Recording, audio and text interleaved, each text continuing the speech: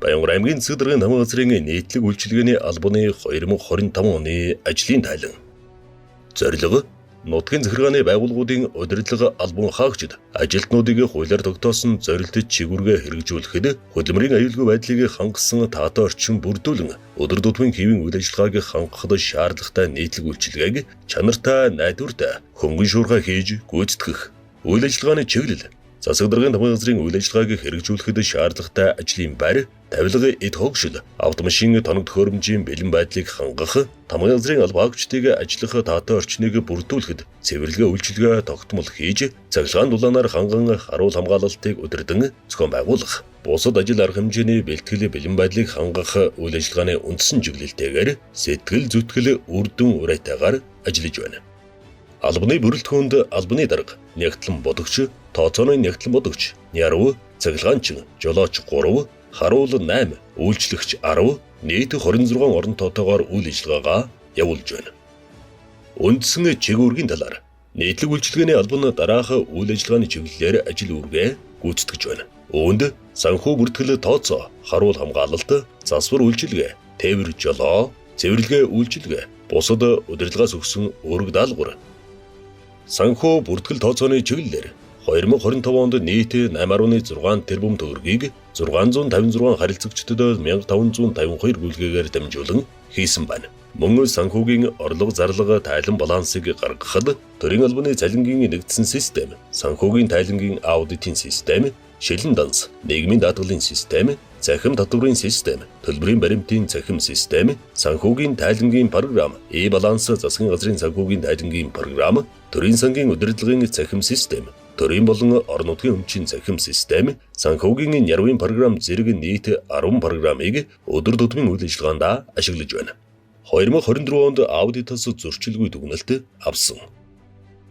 Харуул хамгаалалтын чиглэлээр засаг даргын намын газрын харуулын ажлыг зааврын дагуу зохион байгуулж, 4 ээлжийн 8 жижүүр 8760 цагийн үргийг гүйцэтгэж, 2 объектын аюулгүй ажиллагааг ханган алдаа дутагдaltaгүй гүйцэтгсэн. Засвар үйлчилгээний чиглэлээр ажилтан албан хаагчдын ажиллах таатай орчин нөхцөлийг бүрдүүлэх, байгууллагын өнгө үзэмжийг сайжруулах зорилгоор 25,530,900 төгрөгийн санхүүжилтээр нийт 190 гаруй засвар үйлчилгээ хийж гүйцэтгсэн.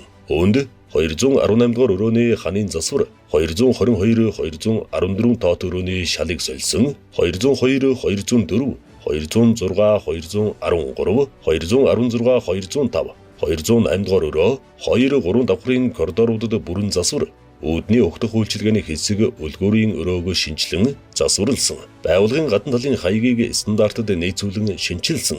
Монгол Улсын Баатар Хэлчин Жамбааватрын хөшөөний зургийн жазыг шинчилсэн. Өөрсдийн нөөц бололцоогоор бусад урсгал засварын ажлыг хийж гүйцэтгсэн. Агуулгуудын эд хөрөнгөд 3 удаа үздэг шалгалт хийн, эд хөрөнгийг 5 удаа цэгцэлсэн.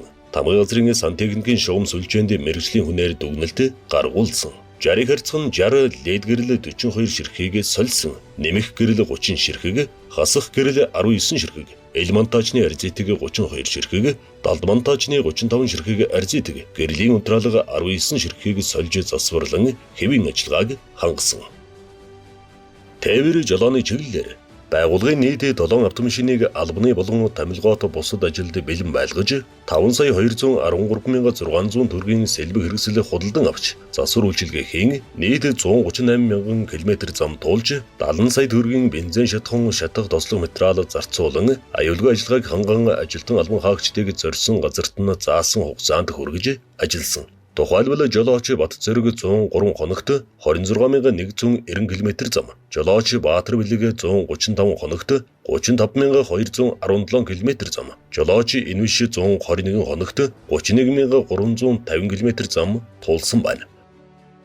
Цэвэрлэгээ үйлчилгээний чиглэлээр Баянгар аймгийн засаг даргын намын газрын 3 давхар, төрийн архивын 3 давхар бүхий нийт 2 объектын 44,400 м2 толбайг нийт 22 сая 44,000 төгрөгийн цэвэрлэгээний материалаар дараах байдлаар цэвэрлэж цэвэр аюулгүй орчныг бүрдүүлсэн. Үүнд өдөр тутмын цэвэрлэгээ 208 удаа, их цэвэрлэгээ 52 удаа, засварын дараах цэвэрлэгээ 10 удаа, гадна орчны цэвэрлэгээ 38 удаа, сар бүрийн 12-ны өдрийн их цэвэрлэгээ 12 удаа, цас цэвэрлэгээ 15 удаа тус хийгдсэн байна. Цэвэрлэгээ үйлчилгээнээс гадна нийт 1985 ширхэг албан бичгийг байгууллагуудад хүргэх ажлыг хурдан шуурхай зохион байгуулан ажилласан байна. Мөн цэвэрлэгээ үйлчилгээнээс гадна байгууллагын хурлын их болон бага танхимд зохион байгуулагдсан нийт 160 арга хэмжээний бэлтгэл бэлэн байдлыг ханган цэвэрлэхээс гадна арга хэмжээний үеэр цайны завсралгыг бүрэн хариуцсан ажилласан.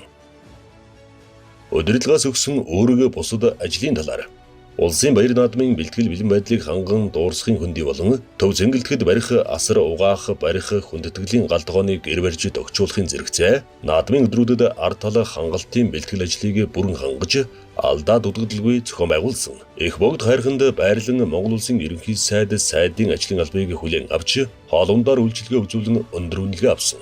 Улсын баяр наадамд болон 2025 онд онцгой амжилт гаргасан алдартнуудыг аймгийн төв толгойд хүлээн авах арга хэмжээний бэлтгэл бэлэн байдлыг ханган ажилласан. Эрдэнэ зүг цумын нутагт зохион байгуулагдсан STY фестивалийн бэлтгэл бэлэн байдлыг ханган 2 гэр барин тогтчуулж 2 өдөр хоол цайгаар үйлчилсэн. Баянгур аймгийн алдартнуудын мэлалга наадмын бэлтгэл бэлэн байдлыг хангах наадмын өдрөө иргэдэд үйлчлэх ажлыг чанарын өндөр түвшинд зохион байгуулсан. Нүүдэлчин Монгол арга хэмжээнд оролцох бэлтгэл бэлэн байдлыг ханган Улаанбаатар хотноо 5 хоногийн турш нийт 9 ажилтны бүрэлдэхүүнтэй оролцсон Баянгур аймгийн хүндэтгэлийн гэрээр зочилсон иргэдэд үйлчилж ая тухтай орчин нөхцөлийг бүрдүүлэн ажилласан. Эдгээр арга хэмжээний хүрээнд дунджаар 10,000 гаруй иргэдэд үйлчилгээ үзүүлсэн байна.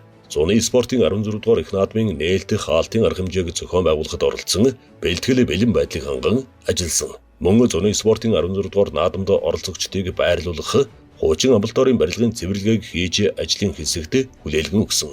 Намрын ногоо өдрүүд өцөглөн худалдааны хүрээнд 10 асар барьж өцөглөн худалдаа зохион байгуулагдах нөхцөлийг бүрдүүлэн ажилласан. Баянгур аймгийн удирдах ажилтны зөвлөгөөн 2024 оны улс аймгийн аварга малчин хөдөлмөрийн аваргуудын шагнал гардуулах арга хэмжээнд хүрэлцэн ирсэн зочид төлөөлөгчдийн ая тухтай байдлыг хангах зорилгоор ард талаа аж ахуйг зохион байгуулах, тусгай төлөвлөгөө гарган бэлтгэл ажлыг хангаж, санхүү аж ахуй үйлчилгээг алдаа дутагдaltaгүй зохион байгуулсан.